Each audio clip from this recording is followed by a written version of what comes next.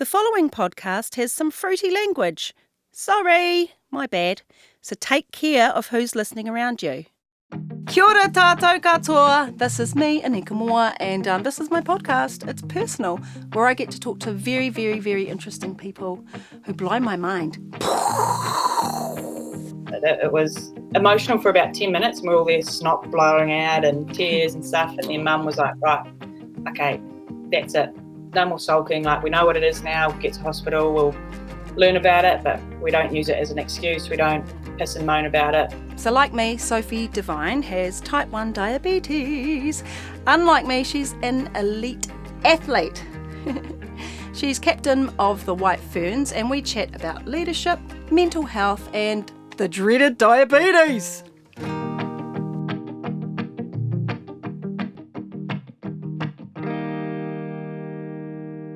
I've got heaps of questions for you. We can talk about whatever you want as well. If you want to promote it, promote your new album coming out. Oh my gosh. I have got no vocal ability whatsoever. Do you reckon though? Oh, like honestly, I'm shit. Like worse than shit, actually. What about with all your, when you have changing room sing-alongs? Do you? Oh, yeah. And I just don't sing because I'm that bad that I would bring everyone else down. So, yeah, I sort of get banned from singing. I used to play rugby for Canterbury. And I used to always bring my guitar in the room and try and cheer everyone up if we lost. We never lost a game though, so I guess I didn't, do that. That's a good thing, but also... We never lost a game. How mental's that? For how long? I played schoolgirls for 4 years, and then I chose music over rugby because I just wanted to smoke weed basically and play my guitar. Can't smoke weed when you're a professional sports player, can you? No, you can't. You can't, unfortunately. You get drug tested, eh? Yeah, quite a bit actually, which is a bit weird when you really think about it. Well, you can't do drugs if you play professional sports. You can't do drugs if you drive a forklift. Well, no, I meant more the actual process of someone watches your wee. That's sort of where it's a bit weird. Oh, do they actually watch you wee? Oh, God, yes. So you have to pull your top up and your pants around your ankles. So they see you minge? 100%. Some people get right up in there and I'm like, whoa, like, what else are you trying to see, sister? What the heck? It's always a woman, eh, that watches your wee. Yeah. Maybe I should get that job. Imagine that, eh? Sophie, drop your decks. Drop your decks, Soph. Yeah. Okay, we're starting. I think we've already started, actually. Yeah. Okay, so firstly, where did you grow up and did you have quite a sporty upbringing? Yeah, so I grew up in a little suburb north of Wellington called Tawa. Oh, yeah. There's not much to do there. I think Lynn of Tawa's probably made it famous for women's prison at one end and the mental hospital at the other end. So I think we've got a bit more. We've got a Dress Smart now, the outlet city, which I've been there. Boosted up. But yeah, it was pretty much just every sport under the sun, like most Kiwi kids. I just, would be out as soon as the sun was up, playing sport, have to go to school, come back, be playing any sort of sport I can get. And then, I guess for me, it's been lucky enough to turn that into my job these days. And did you, do you have siblings that you played sports with? And were you, from a young age, quite competitive with all your sports? Hockey, cricket, was it softball, touch rugby, all of that as well? All of it. I was, a little psycho. Like, I just loved getting stuck into it. And, from a very young age, probably a little bit too competitive for some kids. Just there to sort of run around and stuff. Like, I remember, wouldn't have been older than 7 or 8, and me and one of my mates had figured out pretty early playing hockey on the grass. One of us would go in where all the kids would swarm around the ball and the other one would just wait by the goal. We'd get the ball, whack it up to the top, score goals. We'd be scoring 10, 15 goals every weekend sort of thing, which... Were you the centre and was she the forward? Well, he was because it was mixed at that stage. Okay. It was great. And then we'd switch around next week so I'd get turns at scoring all the goals. So, always been competitive. I've got 2 sisters and a brother, probably more so with my brother. Yeah. It was certainly, probably I followed him around, I guess, like a little dog growing up. things like that. Playing all sports, whether it was rugby, Bull cricket, rush, tennis, bull rush, kicking anything. back. Do you remember kicking Oh, back? No, is that force back? Oh, is it? When you get a rugby ball and you kick it and you force them, force back. Yeah. Force back. Did you play that? Yeah, we did. God, so I played in that. Wellington, you had to get the wind behind you because otherwise you're screwed. True.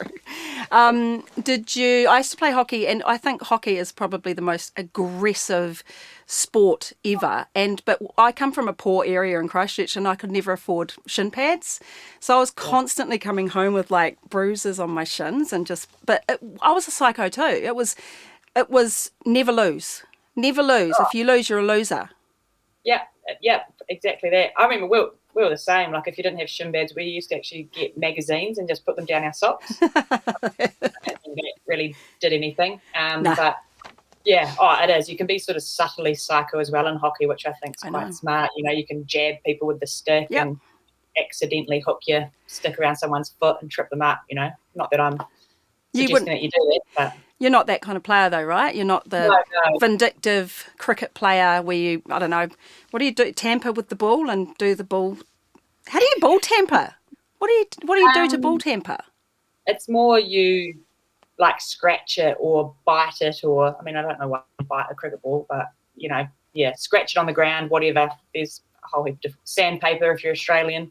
That seems to be a big thing for them. So weird. Australians are quite renowned cheats though, aren't they? They are, especially in cricket. They are. Not in women's cricket though, right? No, not the women's team. The women's team's great. Well, they're great, but they win everything, so everyone hates them. But apart from that. So you grew up in Tawa. You're competitive. You're sporty, and then you end up in the women's cricket team. I have to look down and see what it's called because there's like black ferns, silver ferns, ferns. But I'm like, white ferns. White ferns, yes. You make the team in 2006? Yep. How did it feel after doing all that mahi, all that work, to then make the New Zealand team? I don't think it really hit me, to be honest. I think because I was so young and I just loved playing. To me, that it was just almost seemed like the next step for me was to try and make rep teams, and then obviously getting the phone call. I still remember it as clear as day, being in it at high school actually, and getting the phone call, which, you're not supposed to have your phones in class, but stuff that, and I remember leaving and having the phone call with the coach at the time, and like school was a write-off after that. I remember just running home being like, whoa, like shouting and hollering and stuff like that. So, it's just, it's an incredible honour. Like, it's real cliche and stuff like that, but it's honestly like the best feeling ever to have that recognition and the opportunity to represent. And that's what I still think about these days. It's like all the people that have helped me get to this point is unbelievable. Do you know what I mean? And I would be no way near here if it wasn't for coaches, mum and dad, brothers and sisters, like umpires, scorers. Like, there's so many people that have impacted me and have allowed me to end up where I am now. So sort of sometimes a nice reminder to think that it hasn't just been me. It's been this whole huge tribe of people have helped me get to where I am. But do you think, you worked hard for it and you believed in yourself and you have that competitive streak or edge? So it says a lot about you as a person to strive to achieve the best you can. Yeah, I guess so. I mean, even from an earlier, like I wanted to be an All Black. I mean, I didn't realise that there was Black Ferns or New Zealand women's rugby team, but here I was thinking, I'm going to break into the All Blacks alongside Joan Lomu. But for me, it was, there was no other option. I was going to play sport for New Zealand. I didn't care what sport it was or whatever. That was just it. Like I couldn't see myself doing anything else. Wow. So, I think it's always just been in my head from a very young age that this is what I want to do. And So did you finish school? Yep, finished school and finished university, which wow, I don't know how sometimes, but was really lucky to be supported. It used to be called the Prime Minister's Scholarship, which used to help athletes get through university. So I did that straight away because if I had to do it now, I would be hopeless. Yeah, well, it's too much work, isn't it? Well, listening and stuff like that, I'm not very good at that. Why is that? I'm pretty hyper. Like, I struggle to sit still and things like that. And just being outside, I always want to sort of just be going, doing things, and sitting down for long periods of time is not my jam. Yeah, but is it hard to sit down for an interview? Depends how good the interview is, to be honest. If it's engaging and stuff like that. So if I see you squirming. Yeah. Free range. Well, I haven't had anyone bugger off yet, so you could be a first. So you go on for how many years? For like 14 years, and then you become the captain of the team, right? Yeah. How do you get to become the captain? What do you need? What traits and qualities do you need to become the captain of the White Ferns? Oh, honestly, I had no intention of being the captain. I think, as you've seen, I was playing for 14 odd years, and was happily just a member of the side. And then a few things probably changed within our environment. Susie Bates earlier had stepped down as captain, and Amy Satterthwaite went on maternity leave. And so, yeah, I guess it was a conversation between the coaches at the time in New Zealand cricket. And yeah, I just felt like I could offer something, I guess, being in the group for so long, wanted to lead, had always been interested in sort of the captaincy side of things with cricket. So, it was sort of a combination of things, and I'm still here doing it now. So hopefully I'm doing something right, or people are just too scared to get rid of me, which is great. Could be that. Do you think you are a good captain? Do you feel like you've led the team well? And if you have losses, do you feel like it's all on you? Yeah, there's some really great questions in that. I'd like to think I do a good job, but I think the great thing about, it's not just sport and cricket, it's, there's always something to learn. You can always get better. There's always things that you feel that you can grow and evolve and develop, which I think is really exciting for me. And I think being from New Zealand and being so fortunate to be surrounded by so many incredible female sports people, I look at the Black Fern Sevens, the Black Ferns, the Silver Ferns, like there's so many incredible wahine out there that are just leading the way that I'm like, shit, yeah, I want to see what they do, how they do it, how they run their environment, their culture. So for me, it's really exciting to be just involved and have that opportunity to influence this group. Losses suck. Like, I hate losing. I hate it. So it's always hard, and especially with captaincy, you do feel that extra sense of responsibility, and there's times where you're sitting in your room and a million different thoughts, and you're replaying the game ball by ball, which cricket can be a bloody long game sometimes, so you're sort of having to replay it a fair bit. But I think that's something that I've learned probably as captain over the last couple of years, is you can't dwell on it, because cricket's a pretty shitty sport like that, that there's going to be more crap times, low times than there is good times, but it's those good times that keep you hooked on it and wanting you to keep playing. So, yeah, it's getting that balance right in terms of you are the captain and you are the leader, but you also making sure that you keep looking forward and keeping the group positive and moving forward. Is it nice to be a mentor for the younger players joining the team? Yeah, I think it's pretty crazy. Like, we've got a couple of 19, 20-year-olds, and to think back, like, that used to be me, and I guess it's quite cool for me to be able to go like, shit, okay, well, what was I thinking at that time? Like, well, one, I never spoke because I was too shit scared to, so I just sat in the corner, and if someone said clean my shoes, I'd do it, with a toothbrush sort of thing. So it's cool to sort of see how the environment and the groups sort of evolved and change over time, but also just to see this young group of players coming through and the confidence they've got, but also, to hopefully share my knowledge. I've been lucky to play a fair bit of cricket around the world, to just sort of, let's say, take a dump on them with all my knowledge, but it's probably not the right. I like it. I like that analogy.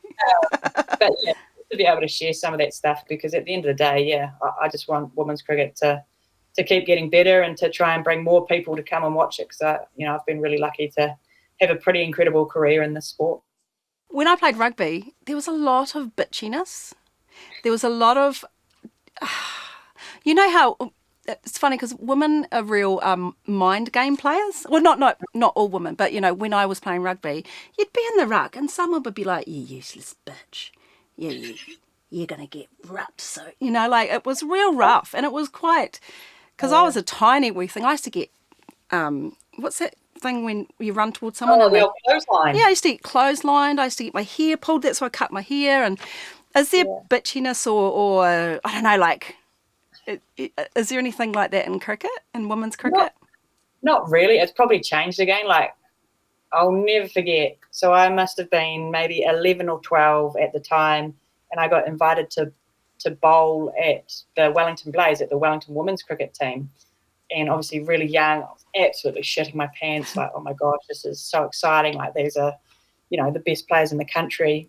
And I accidentally bowled a bouncer, which is where you pitch it short and it goes at someone's head.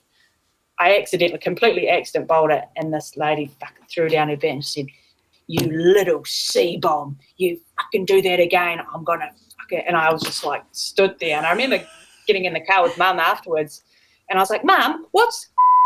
And she was like, "Oh, don't you ever say that word again. Who said that?" I was like, "Oh, well, the lady I was bowling against called me it." And she was like, "What?" So, you know what I mean? Like, it's just changed so much now from, I think, earlier in my career, there was just a real hard streak, which I certainly think you still need. You need that rough edge and that, but there's that balance too, because getting called a C-bomb when you're 11 years old from a woman maybe not be as inspiring, but, in the same sense, she became one of my best mates, and still to this stage, you know what I mean, is the most loyal and caring person. So, in terms of bitchiness, probably not so much. I don't think so. You get the odd person that you're always going to clash with, and I'm all for it, as long as it sort of stays on the field and it's nothing personal and horrible. Like, I'm all for a bit of banter and a bit of joking around. Cricket's, you need something, because cricket can be boring. Like, let's be honest, 6 hours standing around can be pretty boring. So you've got to have a bit of banter and a bit of fun sometimes. Okay, so we've talked about cricket, which is your passion and your drive. You're a professional cricket player. And you've also got type 1 diabetes, which is, it's crazy, because I also have type 1 diabetes, and I know what it takes to get past the first hour of the morning. You have to take your sugars, you have to take... How old were you when you were diagnosed? So I was 15 when I was diagnosed. I had all the classic symptoms at the time. So I lost a heap of weight. I was eating heaps. I was sleeping heaps. I was going to the toilet heaps. All classic symptoms. And then I remember saying to my mum, I was like, "I think something's wrong. Like, I'm going to the toilet." And she's like, "Oh, you'll be fine. It's just a bladder infection. Piss it out. You'll be fine." And we sort of left it another Good old week mums. or so. Piss it out, babe. Piss it out. Mum. You'll be right.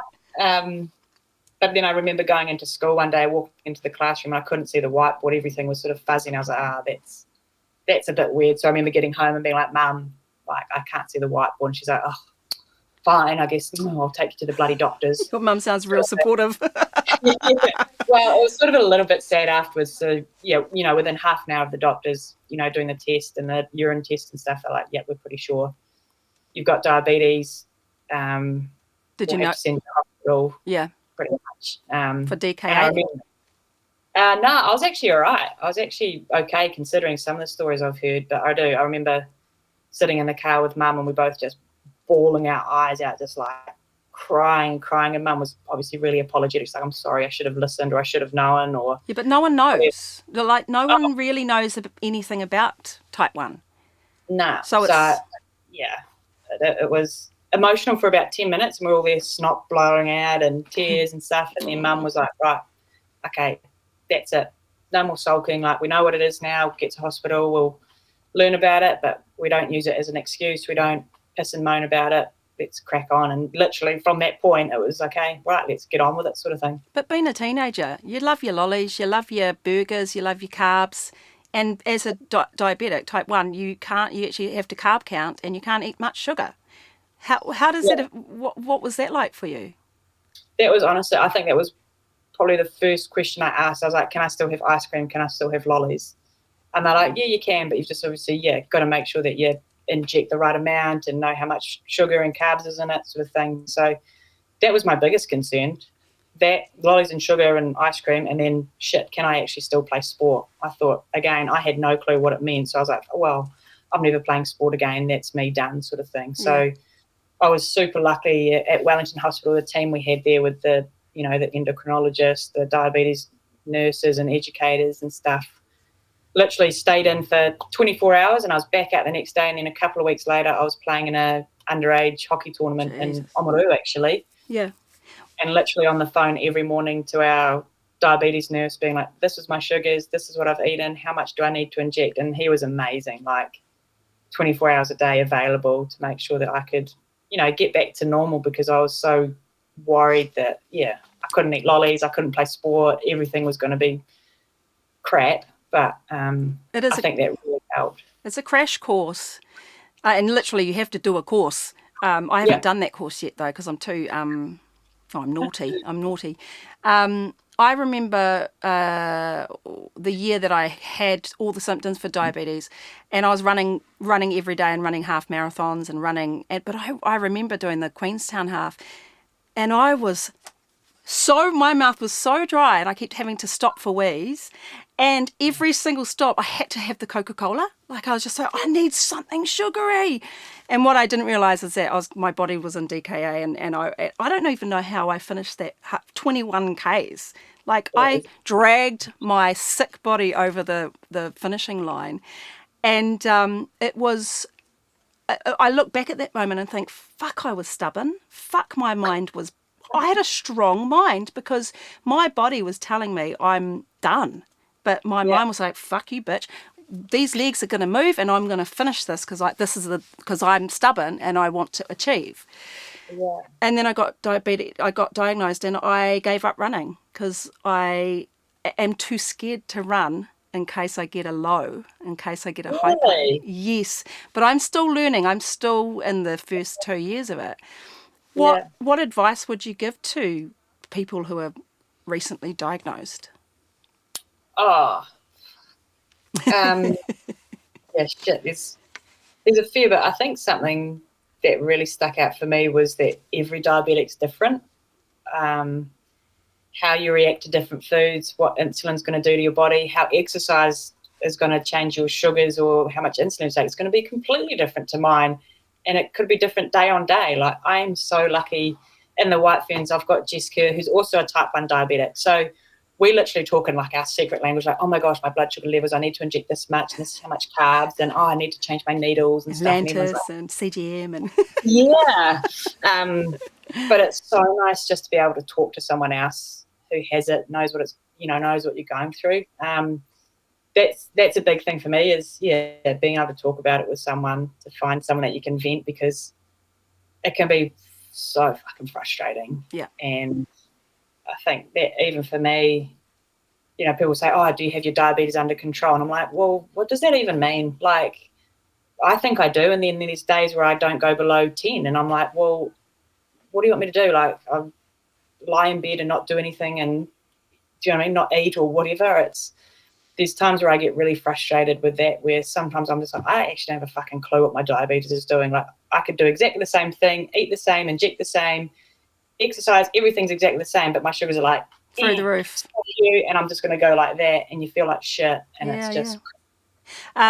So for people who don't know the sugars, we should what's the control range? It's between 5 and 8 or 5 and 10. Yeah. Well, I mean, again, that's sort of up for interpretation. 4 to 8, 5 to 8, 5 to 10. That's what I guess normal people, their sugars remain between. But it's just a constant juggle, as you know. It's a constant juggle to try and maintain that. And if you are, it's like, woohoo, I'm great. And then when you're not, you're sort of like, oh shit, I've not I've failed, but it sucks. You're sort of like, oh, okay, I haven't quite got this right yet. You've had a few, or 1 or 2 hypos on the pitch when you've been playing.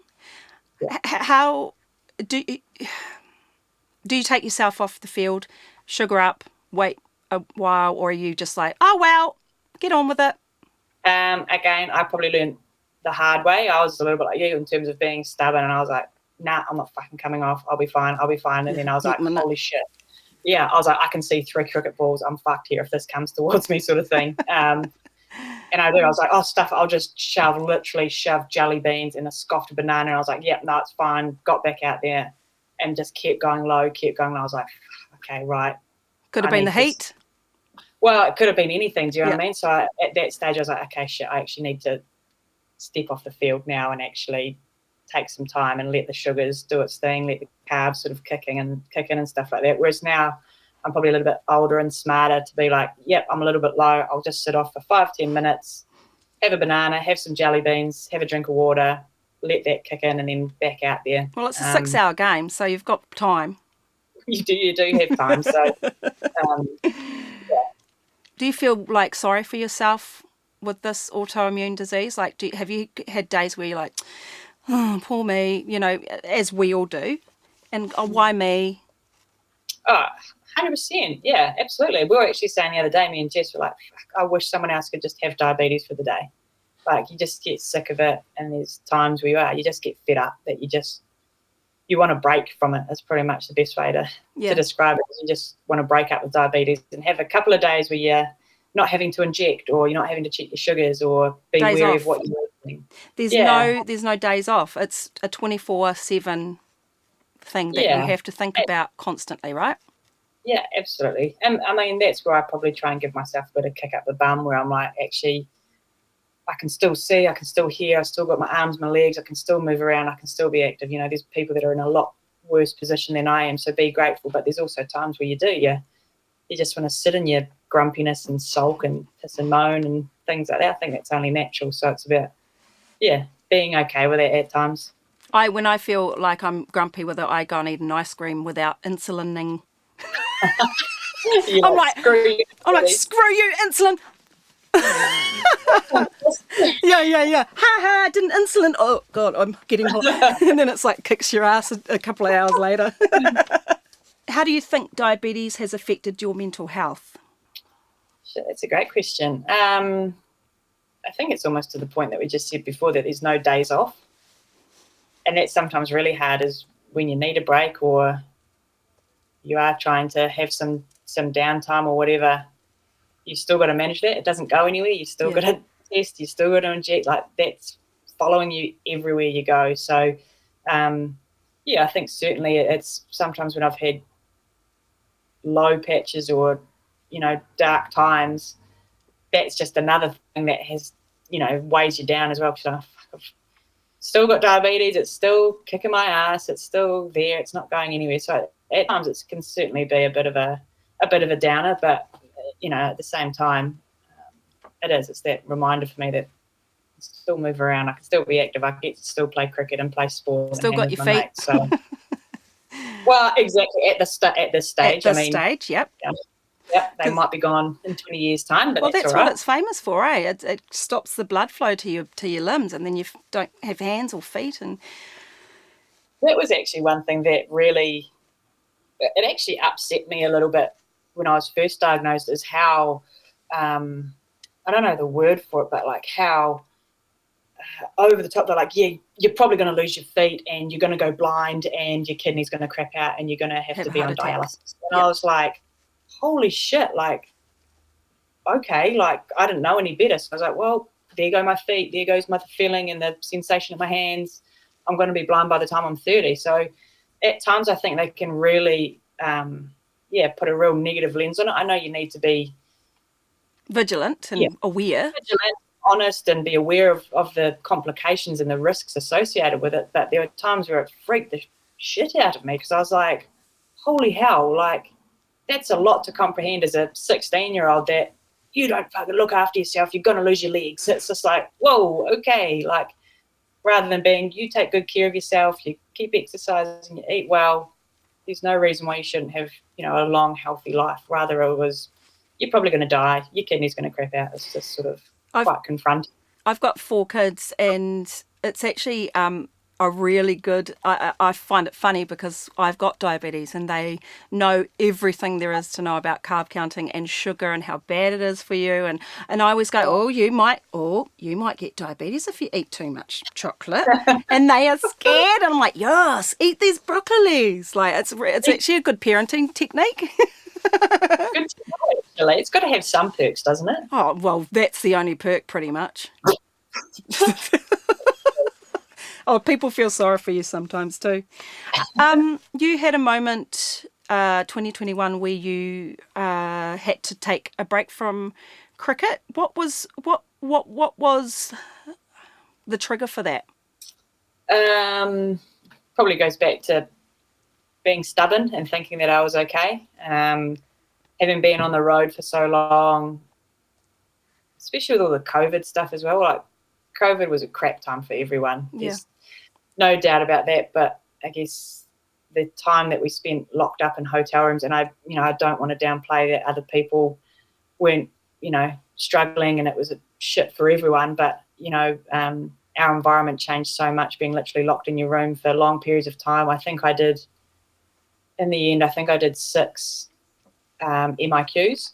Wow. And that was like, I don't wish anyone to do 1, let alone 6. So having spent so many time alone by myself in an environment where you can't leave your room was really hard for me, especially wanting to be outside so much and, isolated. That was probably a bit of a tipping point for me, was having to go through so many of those in a pretty short period of time, and just being overloaded and overcooked. And for so long I was like, no, I'm okay. And it just got to a point where I was like, I'm not okay. And if I don't stop now and step back, I don't, I'm not going to be any use to anyone, sort of thing. So really hard decision for me to step away from cricket, because it's all I've ever done. It's all I've ever wanted to do. Yeah. But it got to a point where I needed to, because, I was nowhere, and I wasn't.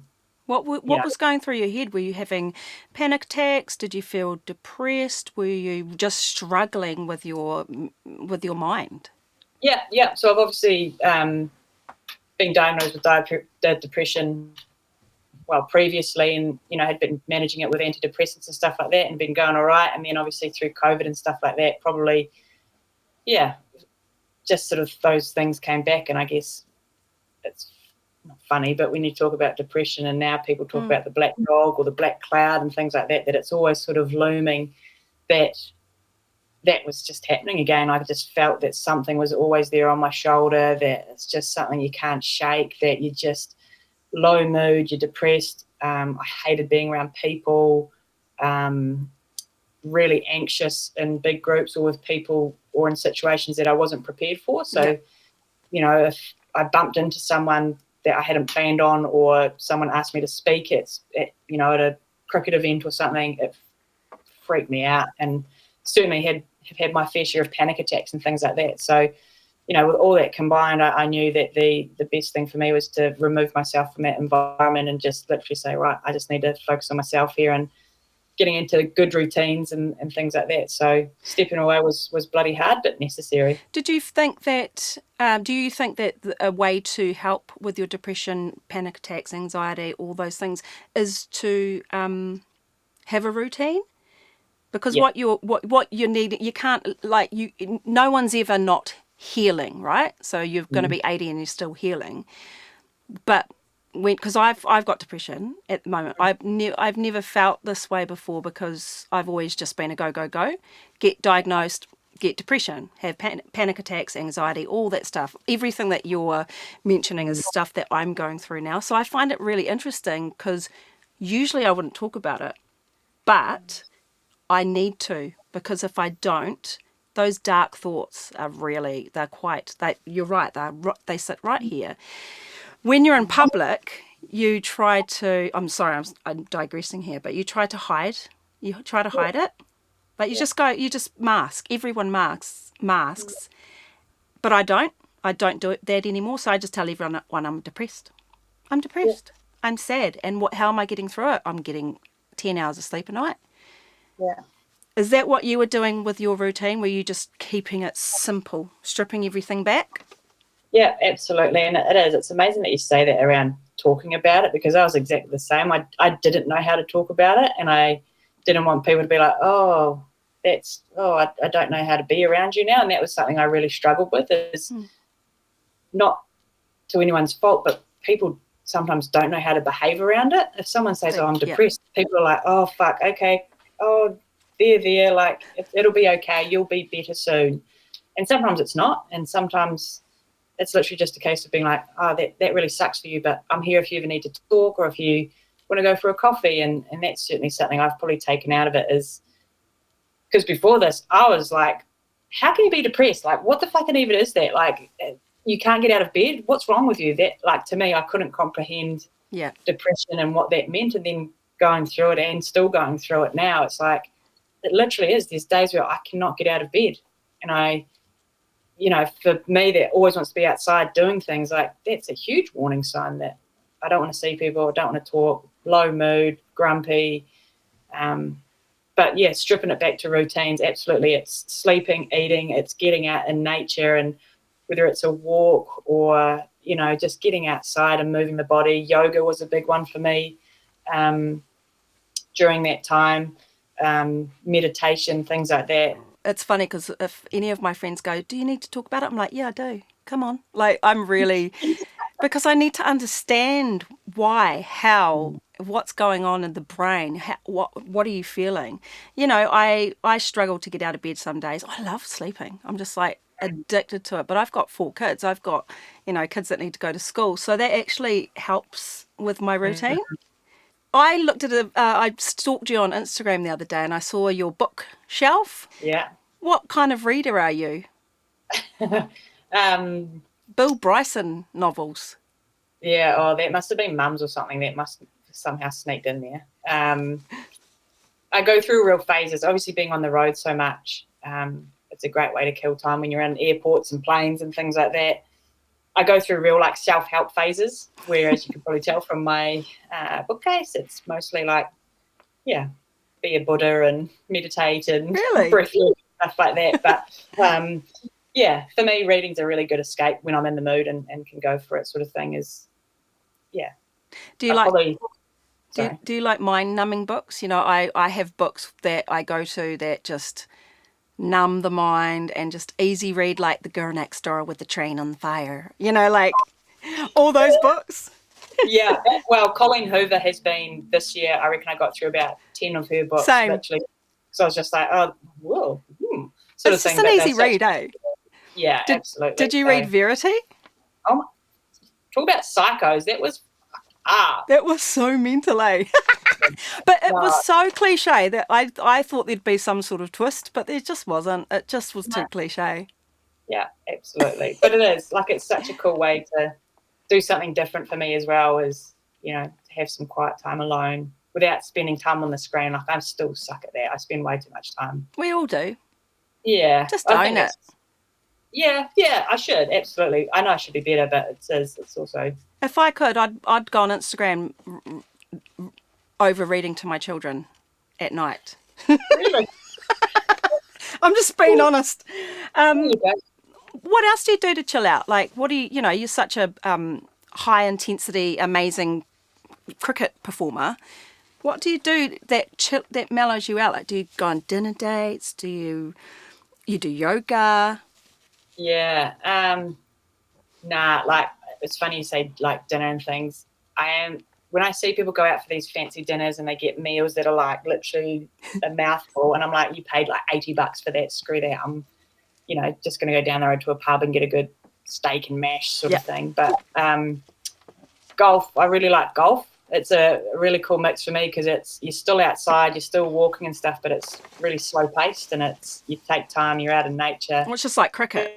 Well, exactly, it is. It's very similar to cricket. I mean, I still throw my clubs sometimes when I stuff up and whatnot. But, do you drink when you play golf? You can, depending who you play with, absolutely. Make it fun. And blast some music, although sometimes the old fogies don't like the music blaring. But old fogies, I haven't heard that in a long time. Old fogies. It's just stuff like that. Just getting out of the cricket environment or the sport environment sometimes is just what you need because you're in it so much and it can be so just all-encompassing. All you do, all you see is cricket or sport that sometimes you literally just need to go out and do something completely different or something different. What would you be doing if you weren't a cricket player? I would love to be a sevens player. Oh, with Ruby Tui and Portia. Oh, my gosh. Yeah, I'm like the biggest fangirl of the sevens team. How would that go with your diabetes? Yeah, who knows? I don't know. But it would be something that I would be willing to try. I did play rugby a couple of years ago for a club team in Wellington, the Petone Ponies. And I got stuck out on the wing because I was one of the smallest players in the team, which is unusual because I'm fairly big in the cricket sort of circles. Yeah. But I was just like, catch the ball and run as fast as you fucking can and don't get caught sort of thing. But I didn't do that too well. I got caught quite a bit, actually. So So you stuck with cricket. So I sort of sucked at rugby and came back to cricket. So but from quite a still game to never stop running game. Oh, honest, but I love rugby. I am so obsessed. I'm one of those people that watches and come on, Ruth. Oh, why'd you do the pass, kick, run, sort of thing. I'm one of those people that just is just obsessed with it. Why don't you be a rugby player? Train up. Because they're so good, and I think I'm only good in my head. I'm not actually good in real life. And I don't think that works. I can't just join a team and because I think I'm good in my head. What's been your best ever game? Just the most elated you've felt. Like imagine, the All Blacks winning the World Cup, like that kind of thing. Yeah, it's crazy. Like early on in my New Zealand career, we went through this phase where we keep making World Cup finals. I mean, we kept losing them, but to get to World Cup finals was just like, this is so cool. Like you do all that work and you get to a final sort of things. I mean, we shat the bed, but to get there is pretty awesome. And especially like for us, the last 10 years, we haven't made it past semis, or group stage. So yeah, that's awesome. I mean, there's been a couple of games in some franchise competitions where you've gone really well, and it's nice to do that. But again, it's so cliche, but I'd so rather the team win than me go really well. It sort of is a bit of an empty feeling. It's a funny one, cricket. Like, say I score 100 runs, but the team loses, it's like, oh, well, this is shit. No, but you've achieved a century. Yeah, that's great, but it's like, but the team's lost, so you're sort of like, oh, yay. No, you go to the changing sheds going, yeah, I'm the bomb. Yep. I'm the bomb. Yep. And everyone's like, oh, good on you, bitch. Yeah. I'm going to ask you a personal question. Do you believe in love at first sight? No. Oh, shit. Interview over. No. No. Do you? I used to. Yeah. I used to. I like to have a deeper understanding of a human. 2 weeks after I've had sex with him. No. I'm a hoe. I don't wait. I don't wait with people. I've got a partner and I don't wait. I'm just like, let's get to the sex now. Come on, let's do it. And then I'll get to know you. Yeah. What's the point in waiting? That sounds great. Yeah. So you don't believe in love at first sight. Do you believe in soulmates? Nah. Nah. I don't. I haven't think about it. I think when I was younger, I did. I think I liked the idea of it that, there's a soulmate out there for you and you'll find the one. And it's like, well, I've had 4 ones. And do you know what I mean? It's like. Have you had 4 ones? 4 ones. It obviously doesn't work. But I think it's nice to sort of have that illusion or that dream of something like that. But at the end of the day, it's a connection to a person. That's the most important thing. Man, that was such a good kōrero. Thank you so much for taking the time out to talk to me. Thank you. Thank you as well for sharing around your story too with depression and things like that. I think it's so important that we just open and honest about it. There's so many Kiwis out there that are battling demons that they're just too scared to share. So thank you for. I know, and I'm right in the middle of mine too. People don't usually talk about it until after they're better. And I'm like, I mean, I like tangy. I'm like, and then I'm like, I'm such a drama queen. You're amazing. Thank you. Awesome. Thanks heaps, guys. Thank you. See ya. Ka kite.